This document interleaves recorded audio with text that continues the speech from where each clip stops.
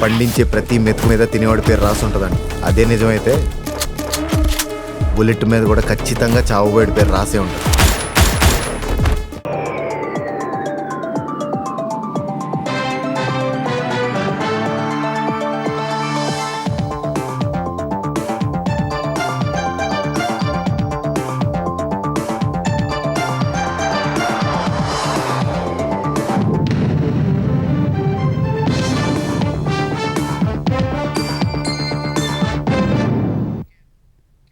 నమస్కారం, ETV news కి స్వాగతం. ముందుగా ముఖ్యాంశాలు. వికసిత భారత్ లక్ష్య సాధనలో యువత ఆరోగ్యమే కీలకమన్న ప్రధాని. డ్రగ్స్ మహమ్మారికి దూరంగా ఉండాలని మోదీ పిలుపు.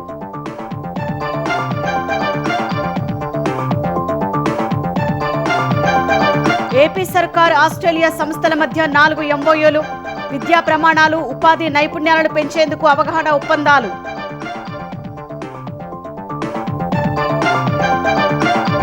టీడీపీ కార్యకర్తలపై దాడి కేసులో వైసీపీ ఎమ్మెల్యే విరూపాక్షి అరెస్ట్. 14 రోజుల రిమాండ్ విధించిన న్యాయమూర్తి జైలుకు తరలింపు. గోదావరి పరివాహక ప్రాజెక్టులకు తగ్గుతున్న వరద. ధవళేశ్వరం వద్ద కొనసాగుతున్న ఉధృతి. జల దిగ్బంధంలోనే కోనసీమ లంకలు.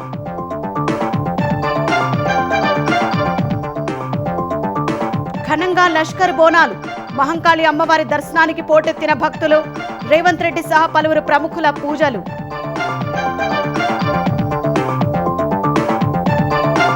కేరళ, కర్ణాటకను ముంచెత్తిన భారీ వర్షాలు. జల దిగ్బంధంలో అనేక గ్రామాలు. 2 రాష్ట్రాల్లో 11 మంది దుర్మరణం, పలువురి గల్లంతు. ఇరాన్పై దాడులను తాత్కాలికంగా నిలిపేస్తున్నట్లు ట్రంప్ ప్రకటన. మధ్యప్రాచ్య దేశాల విజ్ఞప్తి మేరకు ఆపినట్లు ట్రూత్ సోషల్లో వెల్లడి.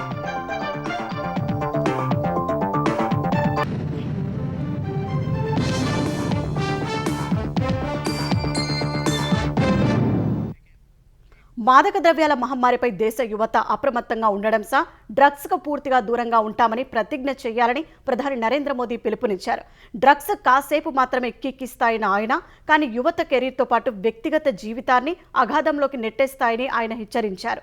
డ్రగ్స్ మహమ్మారిని పారదోలడమే లక్ష్యంగా నేటి నుంచి 100 వారాల పాటు దేశవ్యాప్తంగా పెద్ద ఎత్తున అవగాహన కార్యక్రమాలు చేపట్టనున్నట్లు వెల్లడించారు.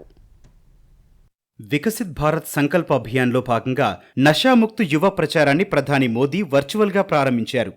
జెడ్ పేరుతో పెద్ద సంఖ్యలో యువత సమక్షంలో ఈ కార్యక్రమాన్ని ప్రారంభించారు.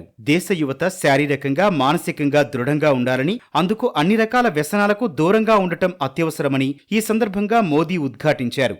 దేశ భవిష్యత్తు యువతే అన్న విషయం శత్రు దేశాలకు తెలుసునని, అందుకే వారి ఉగ్రవాద కుట్రల్లో భాగంగా డ్రగ్స్ సరఫరాను ఒక ఆయుధంగా వాడుకుంటున్నారని ప్రధాని తీవ్రస్థాయిలో మండిపడ్డారు. మాదక ద్రవ్యాల బారిన పడి కోలుకుంటున్న వారి పట్ల సమాజంలో ఉన్న వివక్షను మోదీ ప్రశ్నించారు. వారు పోరాట యోధులతో సమానమని, సమాజం వారిని ఆదరించారని సూచించారు. డ్రగ్స్ కు బానిసలైన పిల్లల విషయాన్ని పరువు పోతుందనే భయంతో కుటుంబ సభ్యులు దాచవద్దని, వారితో మనసు విప్పి మాట్లాడి వ్యసనం నుంచి బయటపడేయడానికి నిపుణులు, వైద్యుల సాయం తీసుకోవాలని మోదీ కోరారు. సమాజ మద్దతు, యోగా, ధ్యానం ద్వారా వ్యసనాల నుంచి బయటపడవచ్చని వివరించారు. जब कोई युवा अगर ड्रग्स के एडिक्शन में फंस जाए तो केवल एक युवा नहीं हारता, एक सपना हार जाता है, एक सपने का बाल मृत्यु हो जाती है, एक परिवार हार जाता है, पूरा का पूरा परिवार टूट जाता है, समाज से भी नफरत का शिकार बन जाता है। नशा केवल शरीर को नुकसान नहीं पहुंचाता, एक मां की मुस्कान छीन लेता है, एक पिता के सपनों को चूर चूर कर देता है, एक बहन की राखी की उम्मीद को कमजोर कर देता है, एक छोटे भाई का आदर्श छीन लेता है। అభివృద్ధి చెందిన భారత నిర్మాణమే లక్ష్యంగా ఈ నషాముక్త్ యువ ప్రచారాన్ని తీసుకొచ్చినట్లు ప్రధాని తెలిపారు. ఈ రోజు తీసుకున్న సంకల్పం రాబోయే 100 వారాల పాటు అదే స్ఫూర్తితో నిరంతరాయంగా కొనసాగుతుందన్నారు. డ్రగ్ ఫ్రీ ఇండియా దిశగా రాబోయే 100 ఆదివారాలు 100 బలమైన అడుగులు పడతాయని స్పష్టం చేశారు. ప్రతి ఆదివారం కళలు, సంస్కృతి, క్రీడలు, ధ్యానం, ఆధ్యాత్మికత, సేవా కార్యక్రమాలు నిర్వహిస్తామన్నారు.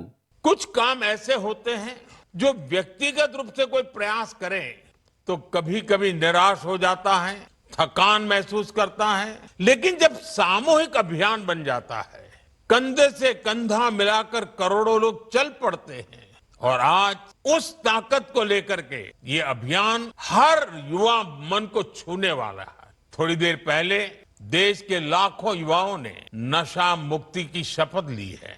आपने अपने जीवन को नशे से दूर रखने का संकल्प लिया है। దేశవ్యాప్తంగా డ్రగ్స్ ముఠాలపై కఠిన చర్యలు తీసుకుంటున్నామని చెప్పిన ప్రధాని మోదీ డ్రగ్స్ కు వ్యతిరేకంగా ప్రభుత్వం ఎంత కఠినంగా వ్యవహరిస్తోందో చెప్పేందుకు పెరిగిన అరెస్టులు, పట్టుబడిన వేల కోట్ల డ్రగ్స్ నిదర్శనమని వెల్లడించారు. యువత సానుకూల సామాజిక మార్పునకు బ్రాండ్ అంబాసిడర్లుగా మారాలనే లక్ష్యంతో నషాముక్త్ యువ ఫర్ వికసిత్ భారత్ సంకల్ప్ అభియాన్ ప్రారంభమైంది. మత్తురహిత సమాజమే లక్ష్యంగా నషా ముక్త్ యువ ఫర్ వికసిత్ భారత్ కార్యక్రమాన్ని ప్రారంభించిన ప్రధాని మోదీకి ఆంధ్రప్రదేశ్ విద్యాశాఖ మంత్రి నారా లోకేష్ కృతజ్ఞతలు తెలిపారు. డ్రగ్స్ నిర్మూలనపై దేశవ్యాప్తంగా 100 వారాలు కార్యక్రమాన్ని జాతీయ ఉద్యమంగా నిర్వహించాలని ప్రధాని ఇచ్చిన పిలుపుతో ఈ ఉద్యమంలో భాగస్వాములమవుదామని లోకేష్ కోరారు. ఆంధ్రప్రదేశ్లో కూటమి ప్రభుత్వం వచ్చాక డ్రగ్స్ వద్దు బ్రో పేరుతో ఎన్నో చైతన్య కార్యక్రమాలు నిర్వహించినట్లు గుర్తు చేశారు. ఈగల్ అనే ప్రత్యేక బృందాన్ని ఏర్పాటు చేసి సమాజ భాగస్వామ్యంతో డ్రగ్స్ రహిత ఆంధ్రప్రదేశ్ కోసం అలుపెరగని కృషి చేస్తున్నామని తెలిపారు. ఆంధ్రప్రదేశ్కు అదనపు పన్నుల వాటా కేటాయింపుపై ప్రధాని మోదీ, కేంద్ర ఆర్థిక మంత్రి నిర్మలా సీతారామన్కు ముఖ్యమంత్రి చంద్రబాబు కృతజ్ఞతలు తెలిపారు. సాధారణంగా ప్రతి నెల 10వ తేదీన విడుదలయ్యే పన్నుల వాటాతో పాటు అదనంగా 4,597 కోట్ల పన్నుల వాటాను కేటాయించినందుకు ప్రధాని, కేంద్ర ఆర్థిక మంత్రికి ప్రత్యేక ధన్యవాదాలు తెలియజేస్తున్నారని ఎక్స్ వేదికగా చంద్రబాబు పేర్కొన్నారు. అదనపు పన్నుల వాటా విడుదలతో ఏపీలో అభివృద్ధి కార్యక్రమాల అమలు మరింత వేగవంతం అవుతుందన్నారు. కేంద్ర ప్రభుత్వం నిరంతరం అందిస్తున్న సహకారం రాష్ట్ర పురోగతికి ఎంతో దోహదపడుతోందని సీఎం చంద్రబాబు తెలిపారు. ఆంధ్రప్రదేశ్ ప్రభుత్వం ఆస్ట్రేలియాలోని ప్రముఖ విద్యా, పరిశోధన, పారిశ్రామిక సంస్థల మధ్య 4 అవగాహన ఒప్పందాలు కుదిరాయి. క్లీన్ ఎనర్జీ, సమ్మిళిత విద్య, మానసిక ఆరోగ్యం, నైపుణ్యాభివృద్ధి వంటి రంగాల్లో ఈ ఒప్పందాలు జరిగాయి. ఉండవల్లి సీఎం క్యాంపు కార్యాలయంలో మంత్రి లోకేష్, ఆస్ట్రేలియా సహాయ మంత్రి జూలియన్ హిల్ సమక్షంలో ఎంఓయూలపై ఇరుపక్షాల ప్రతినిధులు సంతకాలు చేశారు. ఒప్పందాల్లో భాగంగా విశాఖలోని centre of excellence for energy transition, IIT Tirupati, సిడ్నీకి చెందిన university of New South Wales సంయుక్తంగా ఐఐటి తిరుపతిలో సోలార్ తయారీ సెంటర్ ఆఫ్ ఎక్సలెన్స్ ను ఏర్పాటు చేయనున్నాయి. సమ్మిళిత విద్యను బలోపేతం చేసేందుకు యుఎన్ఎస్డబ్ల్యూ, శ్రీ పద్మావతి మహిళా యూనివర్సిటీ, ఏపీ సమగ్ర శిక్షా విభాగం కలిసి ఆటిజం, న్యూరో డైవర్స్ విద్యార్థులకు బోధించే ఉపాధ్యాయుల సామర్థ్య పెంపునకు ఒప్పందం చేసుకున్నాయి. విద్యార్థుల మానసిక ఆరోగ్య పరిరక్షణ కోసం ఉన్నత విద్యా మండలి, ఆస్ట్రేలియాకు చెందిన రీబౌండ్ డింపుల్ సంస్థ సంయుక్తంగా ఎంపిక చేసిన విద్యా సంస్థల్లో ఉచితంగా సాంకేతిక ఆధారిత వర్చువల్ కౌన్సిలింగ్ పైలట్ ప్రాజెక్టుని అమలు చేయనున్నాయి. అంతర్జాతీయ ఉపాధి అవకాశాలు, వృత్తి విద్యా సర్టిఫికేషన్ కోసం ఏపీ నైపుణ్యాభివృద్ధి సంస్థ, ఆస్ట్రేలియాకు చెందిన డైనమిక్ లెర్నింగ్ సర్వీసెస్ల మధ్య 4వ ఒప్పందం కుదిరింది. ఒప్పందాలకు ముందు సీఎం చంద్రబాబును ఆస్ట్రేలియా సహాయ మంత్రి జూలియన్ హిల్ నేతృత్వంలోని ప్రతినిధి బృందం మర్యాదపూర్వకంగా కలిసింది. తెలుగు రాష్ట్రాల్లో 2-3 రోజులుగా ఉధృతంగా ప్రవహించిన గోదావరి కాస్త శాంతిస్తోంది. ఎగువ నుంచి వరద కొనసాగుతుండగా తెలంగాణలోని గోదావరి పరివాహక ప్రాజెక్టులు జలకళను సంతరించుకున్నాయి. ఎగువ నుంచి వస్తున్న వరదతో ధవళేశ్వరం వద్ద 14.11 లక్షల క్యూసెక్కుల నీటిని దిగువకు విడుదల చేస్తున్నారు. ఉపనదుల ఉధృతితో కోనసీమ లంక గ్రామాలను వరద చుట్టుముట్టింది. అనేక లంక గ్రామాలకు రాకపోకలు నిలిచిపోయాయి. వాణిజ్య పంటలు దెబ్బతిన్నాయని రైతులు ఆవేదన వ్యక్తం చేస్తున్నారు. తెలంగాణలో వర్షాలు తగ్గుముఖం పట్టినా ఎగువన కురుస్తున్న వర్షాలతో ప్రాజెక్టుల్లోకి వరద వచ్చి చేరుతోంది. ఎస్ఆర్ఎస్పీలోకి 30,000 క్యూసెక్లకు పైగా వరద చేరుతోంది.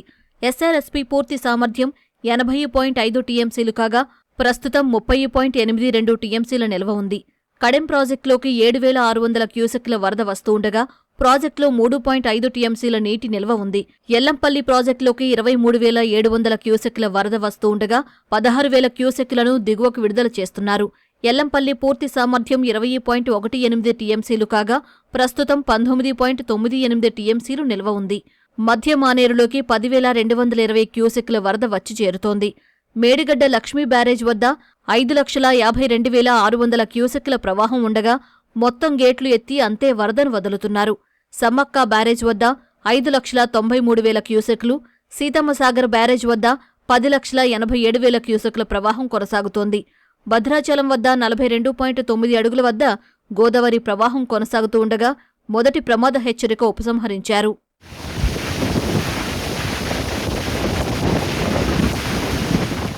ఎగువ నుంచి వస్తున్న వరదతో ధవళేశ్వరం బ్యారేజీ వద్ద రెండో ప్రమాద హెచ్చరిక కొనసాగుతోంది. ప్రస్తుతం బ్యారేజీ నుంచి 14.11 లక్షల క్యూసెక్లను సముద్రంలోకి వదిలిపెడుతున్నారు.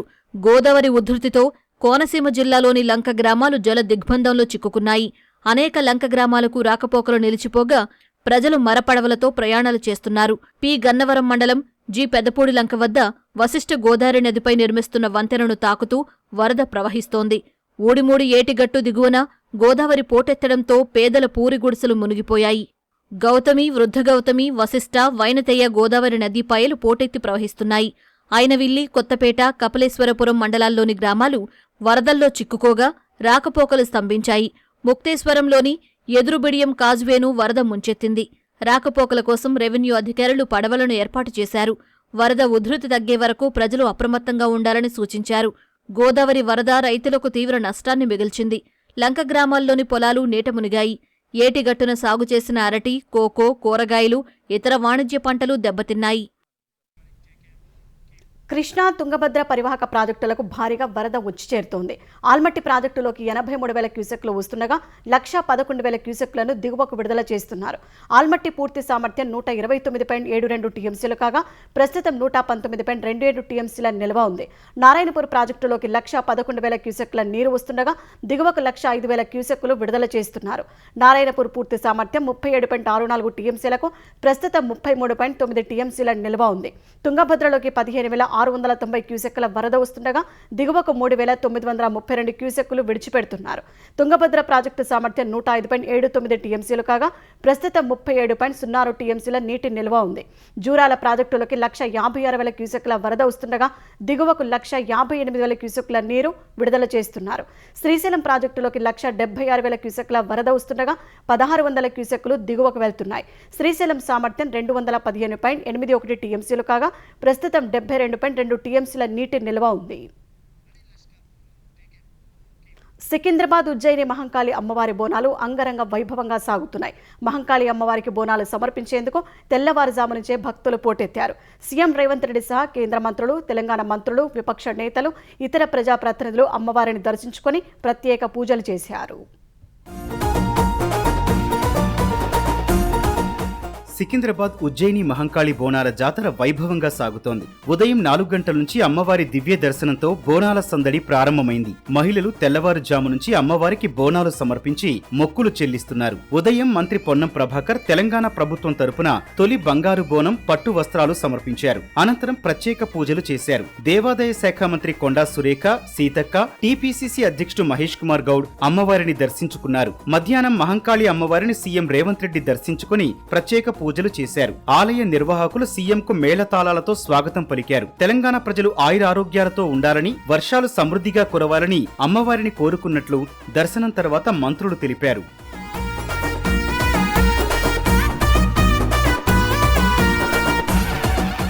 కేంద్ర మంత్రులు కిషన్ రెడ్డి, బండి సంజయ్ మహంకాళి అమ్మవారిని దర్శించుకుని ప్రత్యేక పూజలు చేశారు. ఎంపీ ఈటెల రాజేందర్, మాజీ గవర్నర్ బండారు దత్తాత్రేయ కూడా అమ్మవారిని దర్శించుకున్నారు. బీఆర్ఎస్ కార్యనిర్వాహక అధ్యక్షుడు కేటీఆర్, మాజీ మంత్రులు తలసాని శ్రీనివాస్, మల్లారెడ్డి సహా పలువురు ప్రముఖులు తరలివచ్చి మహంకాళి అమ్మవారికి ప్రత్యేక పూజలు నిర్వహించారు. అమ్మవారికి సిపి సజ్జనార్ దంపతులు బోనం సమర్పించారు. వర్షాలు సమృద్ధిగా కురవాలని, తెలంగాణ సుభిక్షంగా ఉండాలని కోరుకున్నట్లు దర్శనం తర్వాత కేటీఆర్ తెలిపారు. ఉజ్జయిని మహంకాళి బోనాల్లో America consul general Laura Williams పాల్గొన్నారు. సంప్రదాయబద్ధంగా అమ్మవారికి బోనం సమర్పించి పూజలు చేశారు. బోనాలు, ఆలయ విశిష్టత గురించి లారా విలియమ్స్ కు మంత్రి పొన్నం ప్రభాకర్ వివరించారు. భక్తుల రద్దీ దృష్ట్యా అధికారులు ప్రత్యేక ఏర్పాట్లు చేశారు. సాధారణ భక్తుల కోసం 3 క్యూలైన్లు, బోనాలు సమర్పించేందుకు వచ్చిన భక్తుల కోసం 2 క్యూలైన్లను ఏర్పాటు చేశారు. ఆలయ పరిసర ప్రాంతాల్లో 2,500 మంది పోలీసులు పర్యవేక్షిస్తున్నారు. బోనాల్లో తొలిసారి ఏఐ సాంకేతికతతో క్రౌడ్ మేనేజ్మెంట్ చేపట్టారు.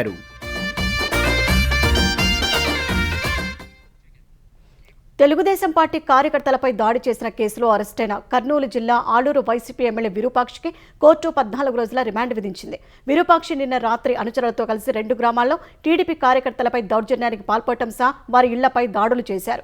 వైసీపీ, టీడీపీ కార్యకర్తల మధ్య ఫోన్ సంభాషణపై వివాదం చెలరేగగా ఎమ్మెల్యేనే రంగంలోకి దిగి బీభత్సం సృష్టించారు. గురుమూర్తి, శేఖర్ అనే వారి ఇళ్లపై దాడి చేసి ఇంట్లో సామాగ్రిని, టీవీలను ధ్వంసం చేశారు. సుచిత్ర అనే మహిళపైన దాడి చేశారు. ఆమె భర్తను గాయపరిచారు. చిప్పగిరి మండల టీడీపీ కన్వీనర్ పురుషోత్తం వాహనాన్ని ధ్వంసం చేశారు. ఈ దాడిలో 4 టీడీపీ కార్యకర్తలు తీవ్రంగా గాయపడ్డారు. వారిని ఆలూరు ప్రభుత్వ ఆసుపత్రికి తరలించి చికిత్స అందిస్తున్నారు. ఈ ఘటనపై టీడీపీ కార్యకర్త శేఖర్ పోలీసులకు ఫిర్యాదు చేయగా వైసీపీ ఎమ్మెల్యే అనుచరులపై ఎస్సీ/ఎస్టీ కేసు నమోదు చేశారు. తెల్లవారుజామున చిప్పగిరిలోని ఎమ్మెల్యే ఇంటికి వెళ్లి ఆయన్ని అదుపులోకి తీసుకున్నారు. ఎమ్మెల్యే కుమారుడు చంద్రశేఖర్ సహా 15 మంది వైసీపీ కార్యకర్తలను అదుపులోకి తీసుకుని చిప్పగిరి పోలీస్ స్టేషన్లో విచారించారు. తర్వాత ఆలూరుకు తీసుకెళ్లి జూనియర్ సివిల్ జడ్జి కోర్టు ముందు హాజరుపరిచారు. ఇరువైపులా వాదనలు విన్న న్యాయమూర్తి ఎమ్మెల్యేకు 14 రోజుల రిమాండ్ విధించారు. ఆంధ్రప్రదేశ్లో ధరల స్థిరీకరణకు కూటమి ప్రభుత్వం ఎప్పటికప్పుడు చర్యలు తీసుకుంటోందని పౌర సరఫరాల శాఖ మంత్రి నాదెండ్ల మనోహర్ చెప్పారు. ఇందులో భాగంగా బహిరంగ మార్కెట్లో బియ్యం ధరలు పెరిగిన వేళ ప్రజలకు తక్కువ ధరలకి అందిస్తున్నట్లు వివరించారు. తక్కువ ధరకే బియ్యం పంపిణీని మంత్రి విజయవాడలో లాంఛనంగా ప్రారంభించారు. రైతు బజార్లు, రైస్ మిల్లర్ల ప్రత్యేక కౌంటర్లలో తక్కువ ధరకే బియ్యం పంపిణీ జరుగుతుందని వివరించారు. కిలో బీపీటీ స్టీమ్ రైస్ 52 రూపాయలకు, కిలో బీపీటీ రా రైస్ 50 రూపాయలకు అందిస్తున్నట్లు మంత్రి తెలిపారు. దేశంలోనే తక్కువ ధరకే నాణ్యమైన బియ్యం అందించే ప్రత్యేక కార్యక్రమాన్ని కూటమి ప్రభుత్వం చేపట్టిందన్నారు. కందిపప్పు, పామాయిల్ ధరల నియంత్రణపై కూడా ప్రభుత్వం దృష్టి పెట్టిందన్న ఆయన వినియోగదారుల ప్రయోజనాలే లక్ష్యంగా నిరంతరం చర్యలు కొనసాగుతాయని స్పష్టం చేశారు.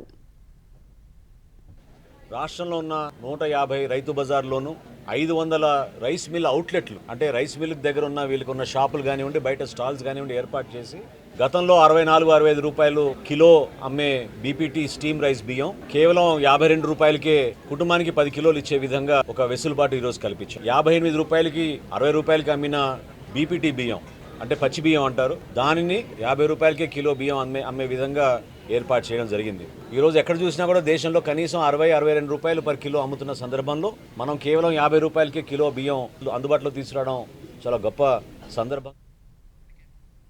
పొగాకు రైతులకు వడ్డీ లేకుండా 50,000 రూపాయల రుణం ఇచ్చేందుకు కేంద్రం అంగీకరించిందని కేంద్ర మంత్రి పెమ్మసాని చంద్రశేఖర్ తెలిపారు.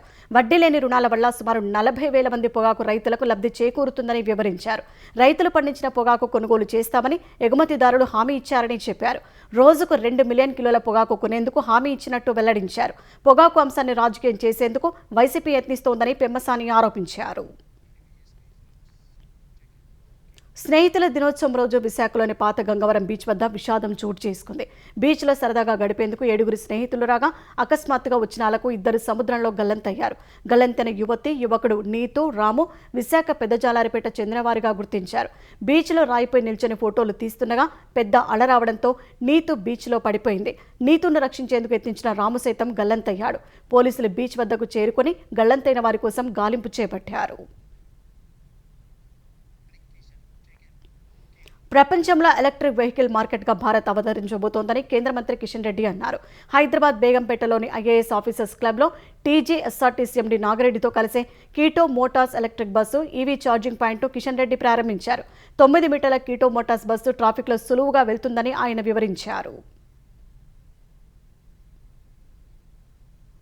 ఏ మాత్రం ఈరోజు ఇతర దేశాలకు మనము అనేక విషయాల్లో తక్కువలేము. ఐటీ సెక్టార్లో ప్రపంచాన్ని మనం శాసిస్తున్నాం. మన పిల్లలు ఈరోజు ప్రపంచంలో అనేక దేశాల్లో కీలక పోతిస్తున్నారు. కొంతమంది అంటున్నట్టు మన ఇంజనీర్స్ అంతా వేస్ట్ ఏం కాదు, అద్భుతంగా పనిచేస్తా ఉన్నారు, ప్రపంచాన్ని శాసిస్తున్నారు. ఈరోజు అమెరికాలో కూడా ఐటీలో మన ఇండియన్స్, మన తెలుగు పిల్లలు శాసిస్తున్నారు అనే విషయాన్ని మనం చేస్తా ఉన్నాం.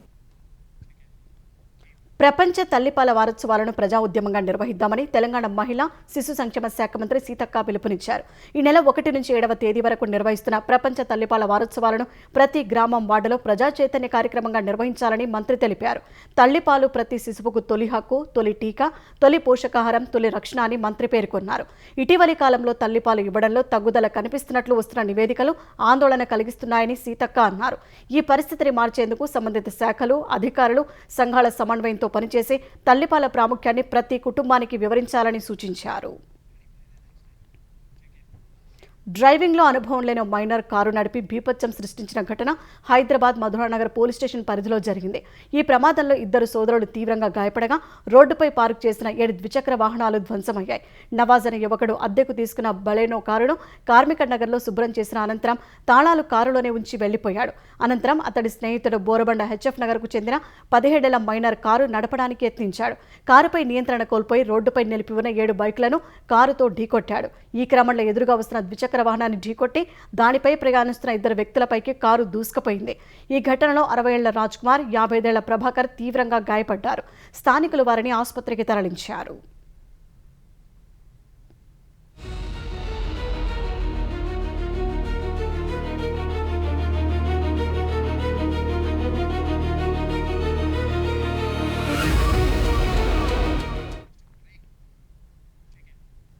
ఇరాన్పై తలపెట్టిన వైమానిక దాడులను తాత్కాలికంగా నిలిపివేసినట్లు అమెరికా అధ్యక్షుడు డొనాల్డ్ ట్రంప్ తెలిపారు. ఇరాన్ సహా మధ్యప్రాచ్య దేశాల అభ్యర్థన మేరకు ఈ నిర్ణయం తీసుకున్నట్లు ట్రూత్ సోషల్లో పోస్టు పెట్టారు. అయితే త్వరితగతిన ఒప్పందం కుదుర్చుకోవడంపైనే ఇది ఆధారపడి ఉంటుందని ట్రంప్ స్పష్టం చేశారు. రెండో ప్రపంచ యుద్ధం తర్వాత ఎన్నడూ చూడని స్థాయిలో ఇరాన్పై విరుచుకుపడేందుకు సిద్ధంగా ఉన్న సమయంలో మధ్యప్రాచ్య దేశాలు తమను ఆశ్రయించాయని తెలిపారు. ఒప్పందంలోని అంశాలపై ఒక అవగాహనకు రావడంతో దాడులను నిలిపివేయాలని మిత్ర దేశాలు తమను కోరాయని వెల్లడించారు. ప్రపంచ ప్రయోజనాలు ఇరాన్ మనుగడను దృష్టిలో పెట్టుకుని దాడులను తాత్కాలికంగా నిలిపివేయాలని నిర్ణయానికి వచ్చినట్లు ట్రంప్ వివరించారు. ఈ విషయంలో ఇజ్రాయెల్ కూడా తమతో కలిసి పనిచేస్తుందన్నారు. పెరూలో పర్యాటకులతో వెళ్తున్న విమానం కుప్పకూలింది. ఈ ఘటనలో 13 మంది మృతి చెందారు. ప్రమాదం ధాటికి విమానం పూర్తిగా దగ్ధమైంది. సుదూర ప్రాంతాల్లో ప్రమాదం జరగడంతో సహాయక బృందాలు చేరుకోవడానికి ఆలస్యమైంది. ఈ నేపథ్యంలో విమానంలో ఉన్న మొత్తం 13 మంది మృతి చెందారు. మృతుల్లో ఇటలీ, జర్మనీ, స్పెయిన్ దేశాలకు చెందిన 11 మంది పర్యాటకులతో పాటు 2 విమాన సిబ్బంది ఉన్నట్లు పెరూ రవాణా శాఖ తెలిపింది. ఇకా నగరం నుంచి ప్రముఖ పర్యాటక ప్రాంతం నాజ్కా లైన్స్కు వెళ్తుండగా ఈ ప్రమాదం జరిగిందని వివరించింది. ప్రమాదానికి గల కారణాలపై దర్యాప్తు చేస్తున్నట్లు పేర్కొంది.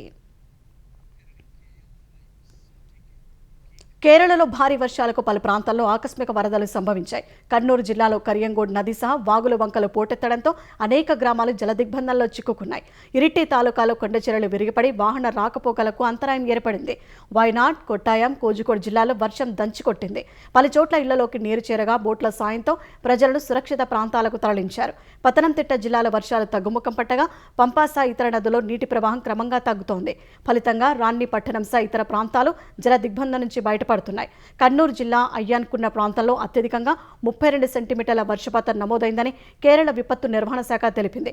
గత 24 గంటల్లో భారీ వర్షాలకు వేర్వేరు ప్రాంతాల్లో 8 మంది మృతి చెందారని కేరళ సీఎం సతీశన్ తెలిపారు.